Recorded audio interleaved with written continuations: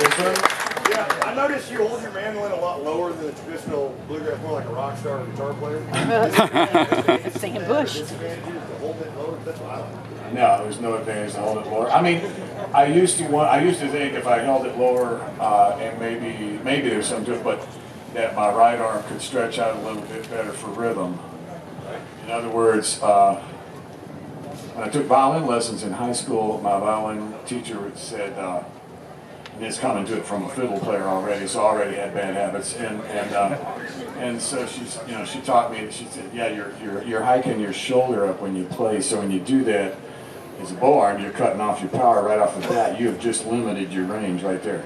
So I've wondered if, and I don't know the answer to this, but I've wondered if my arm's up like this, am I taking away a certain amount of muscular strength I would have if it was more stretched out? I don't know the answer to that, because crazily enough, yeah, I can play better standing up when the strap's a little lower, but when I'm sitting down, I know I have it in a higher position and I'm sort of cradling it in, so obviously there isn't one answer. I think what happened was I used these basically work boot shoestrings for my strap for years.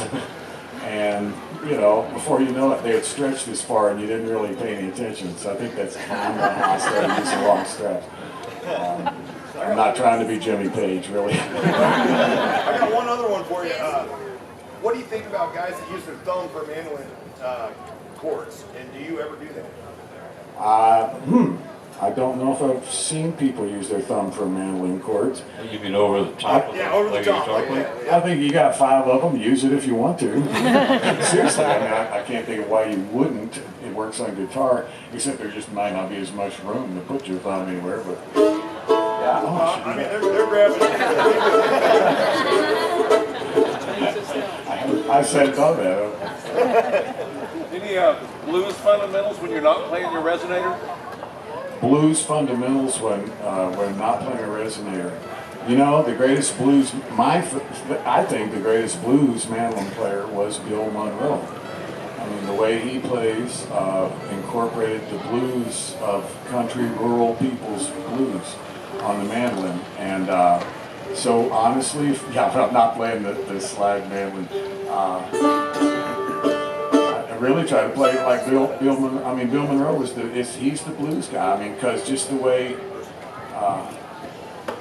it's interesting. I often wondered if Chuck Berry got this from Bill Monroe. That's what Chuck Berry does. And but I mean, nothing's more powerful to me than.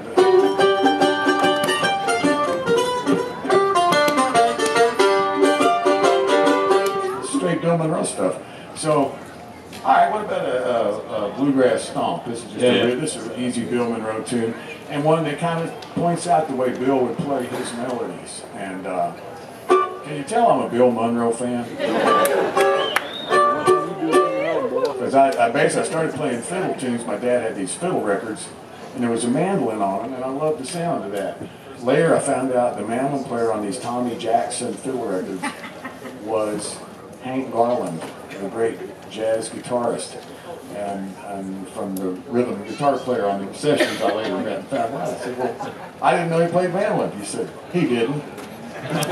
He was just such a great musician, and Tommy Jackson would hand him a mandolin and go, play this tune. And he would learn the tune right before they recorded it. And so, and he didn't play like other mandolin players. He played just like the fiddle played.